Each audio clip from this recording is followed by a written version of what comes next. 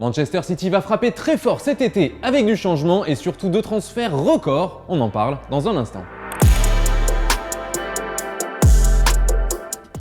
Bonjour à tous et bienvenue dans ce nouveau JT Foot Mercato. Aujourd'hui on étudie le cas de Manchester City qui va envoyer du très lourd et ça commence avec Jack Grealish. L'international anglais devrait devenir le joueur le plus cher de l'histoire de la Premier League devant Paul Pogba. Les Sky Blues ont fait une offre colossale de 117 millions d'euros et Aston Villa, qui veut absolument le conserver, devrait lâcher l'affaire et accepter son transfert, même s'il reste encore quelques incertitudes et détails à régler. Ça chauffe aussi pour Harry Kane. Le buteur des Three Lions veut quitter Tottenham cet été, il rêve de titre et aimerait rejoindre Manchester City. C'est ce qu'il devrait annoncer à son président Daniel Levy dans la semaine. Kane pousse en coulisses pour City, mais ça risque d'être compliqué pour le club mancunien de boucler ces deux énormes transferts, car celui de l'attaquant des Spurs coûtera lui aussi plus de 100 millions d'euros. D'ailleurs, Kane était absent aujourd'hui à l'entraînement alors que ça devait être son jour de reprise, de quoi mettre un peu plus de pression sur ses dirigeants.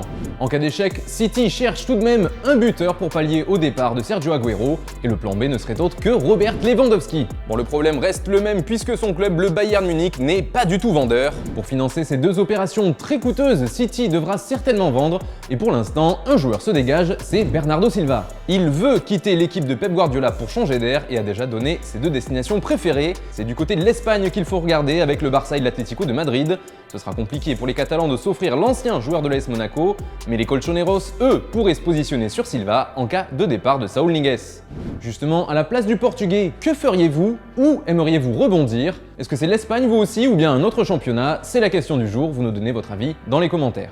Dans le même temps, Manchester City compte aussi prolonger bon nombre de joueurs cadres et ça a déjà commencé avec Kevin De Bruyne et Fernandinho. Ça va se poursuivre avec Ederson, le gardien pourrait être prolongé jusqu'en 2028, rien que ça. D'autres sont concernés comme Phil Foden, John Stones, Raheem Sterling, qu'on évoquait pourtant comme un potentiel départ ou une monnaie d'échange pour Harry Kane. Riyad Mahrez est lui aussi concerné par cette vague de prolongation et même Ruben Dias qui était arrivé en septembre dernier.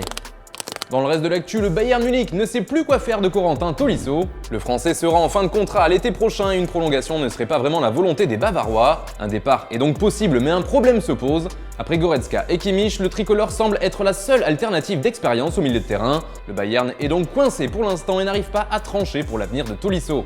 En France maintenant, l'OM ne s'arrête plus dans ce mercato. En effet, les Phocéens veulent tenter un nouveau coup en défense avec Nikola Maximovic.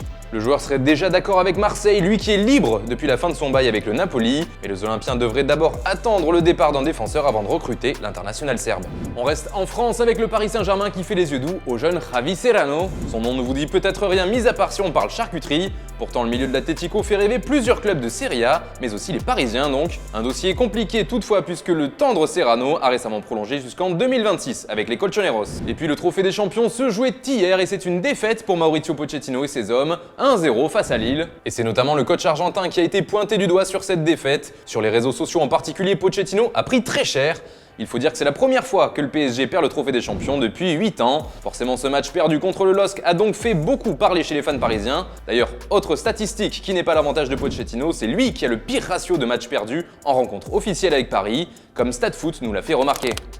Il y a eu pas mal d'officiels ce week-end, à commencer par Olivier Ntcham qui a quitté le Celtic Glasgow via une rupture de contrat. Le Français est donc libre de s'engager où bon lui semble. Andriy Shevchenko n'est plus sélectionneur de l'Ukraine, lui qui terminait son contrat cet été a confirmé publiquement son départ. Marko Arnautovic revient en Europe. Après son passage au Shanghai SIPG, l'attaquant autrichien signe en Italie à Bologne pour un contrat de 2 ans. Pour finir, c'est Henry Onyekuru qui quitte l'AS Monaco, là où il n'a jamais vraiment réussi à s'imposer. Il part à l'Olympiakos contre un chèque de 5 millions d'euros. Voilà, c'est tout pour aujourd'hui. Merci de nous avoir suivis. Nous, on se retrouve comme d'habitude dès demain pour un nouveau JT Foot Mercato.